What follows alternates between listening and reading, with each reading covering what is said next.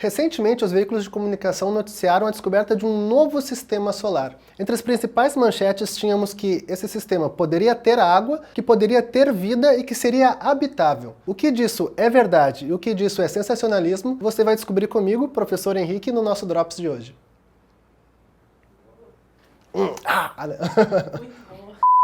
Antes de tudo, uma coisa que tem que ficar bem clara. Quando se produz conhecimento científico no instituto de pesquisa ou na universidade, normalmente é com uma linguagem muito técnica, é um linguajar muito pesado, muito próprio daquela área de pesquisa. Traduzir isso para uma linguagem que seja acessível para o público em geral não é uma tarefa fácil. E muitas vezes acaba gerando algumas interpretações meio equivocadas. Além disso, claro, muita gente gosta de colocar títulos chamativos, seja na matéria na internet ou seja no jornal, justamente para que as pessoas se interessem mais. Então, normalmente, esses equívocos de interpretação acabam não sendo um grande problema para quem está fazendo a notícia. Mas vou citar um exemplo de interpretação equivocada. Quando se noticia que foi descoberto um novo sistema solar habitável, dá a impressão que eu, professor Henrique, posso ir lá na minha garagem, pegar minha nave espacial, ir para esse sistema solar novo e morar lá. Teria, então, um planeta habitável, com uma atmosfera que eu consiga respirar, com um solo que eu consiga plantar. E não é bem isso que foi descoberto. Aliás, é uma coisa bem diferente. Existe um conceito na astronomia muito importante que a gente chama de zona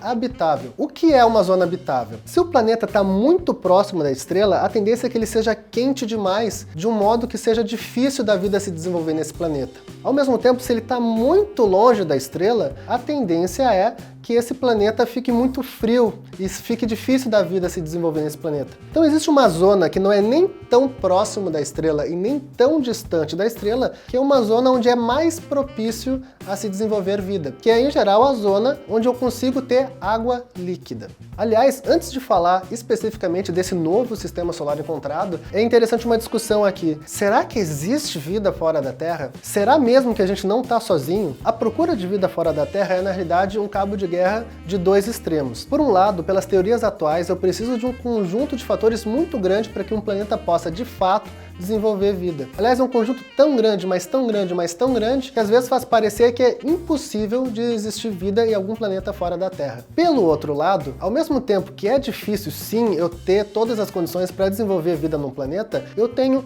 muitos planetas, eu tenho muitas estrelas, eu tenho várias galáxias. Não, são bilhões, não são várias, são muito... Não. Pera aí. Por um outro lado, ao mesmo tempo que é sim difícil de um planeta ter as condições para desenvolver vida, eu tenho muitas bilhões de estrelas no universo. E cada estrela é potencialmente portadora de um sistema planetário. Então aí que tá, é muito difícil. Mas ao mesmo tempo eu tenho várias tentativas de achar. Então é mais ou menos assim. Para os pessimistas, a gente está sozinho no universo. Não tem vida fora da Terra. Já os mais otimistas acreditam que é sim possível, justamente por eu ter muitas e muitas estrelas, que exista vida sim fora da Terra. Aqui também é interessante fazer uma pequena distinção no seguinte. Normalmente quando se fala de vida fora da Terra, a gente está interessado em vida microscópica. Não é um ET, um alienígena parecido com um ser humano. Daí você vai me perguntar, poxa, não é muito sem graça isso, tipo, procurar por vida microscópica? Não seria muito mais legal se a gente achasse uma civilização inteligente, parecida com a gente? Seria, com certeza seria interessante. Ou não, né? Vai que eles nos matam. Mas enfim, ao mesmo tempo, se a gente achar a vida microscópica já é um grande pulo para a ciência, por vários motivos. Primeiro, a gente não sabe muito bem ainda, por mais que a gente tenha alguns modelos explicativos até muito interessantes, a gente não sabe como é que a vida surgiu na Terra. Isso é uma resposta que a ciência ainda não tem. Conhecendo algum outro planeta que foi capaz de surgir vida, talvez a gente consiga descobrir um pouquinho como é que a vida surgiu no nosso planeta. E esse sim seria um grande pulo na ciência, seria um grande pulo no conhecimento que o ser humano tem dele próprio. Olha que bonito isso. Mas pois bem, esse novo sistema solar encontrado, ele é ou não é interessante pra gente? A resposta é sim, ele é interessante pra gente. Esse sistema é constituído por 7 planetas que giram em torno da estrela TRAPPIST-1. O que eles têm de interessante? Primeiro, eles estão razoavelmente perto da Terra. Ok, perto a níveis astronômicos. Na realidade, ele está a mais ou menos uns 40 anos-luz de distância da Terra. Isso, obviamente, é uma distância exorbitante, mas não se pensarmos no universo como um todo. A maioria das estrelas está muito, mas muito mais distante do que a TRAPPIST-1. Ou seja, é um sistema que está na nossa vizinhança, o que facilita um pouco da gente estudar. Outra coisa interessante é que 6 desses 7 planetas já foram confirmados como sendo planetas rochosos, assim como a Terra. Mas como assim, professor? Existe planeta que não é rochoso? Sim, no nosso sistema solar mesmo. Júpiter, Saturno,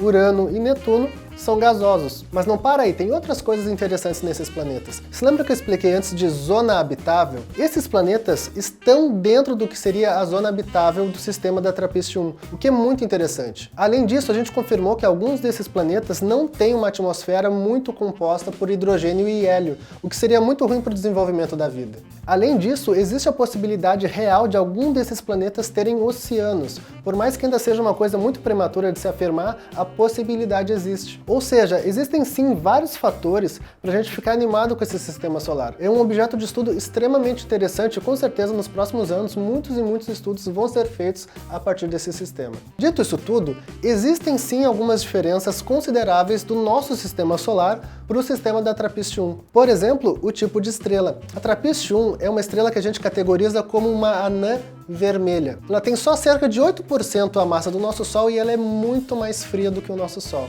Além disso, os planetas da TRAPPIST-1 estão muito mais perto da estrela. Para vocês terem uma noção, todos esses 7 planetas já descobertos estão mais próximos da TRAPPIST-1 do que Mercúrio está perto do Sol. Lembrando que Mercúrio é o nosso planeta mais próximo do Sol. O fato desses planetas estarem tão perto dessa estrela vai ter sim suas consequências. Por exemplo, é muito provável que esses planetas tenham o que a gente chama de rotação sincronizada, que é quando o movimento de translação e o movimento de rotação estão em sincronia. Ou seja, é sempre a mesma face do planeta que vai ficar voltada para a estrela. A gente tem algo semelhante aqui com relação à Terra e à Lua. É sempre a mesma face da Lua que vai ficar voltada para a Terra. No geral, esse fenômeno da rotação sincronizada ela não é interessante para o surgimento de vida, justamente por esse desequilíbrio onde uma face vai receber muita radiação da estrela, enquanto que a outra não vai receber. Então tem certos problemas ainda. Bem, o que fica disso tudo? O TRAPPIST-1 é sim um sistema extremamente interessante para se estudar e provavelmente nos próximos anos, com o desenvolvimento tecnológico, a gente vai cada vez ter mais e mais informação desse sistema e, quem sabe,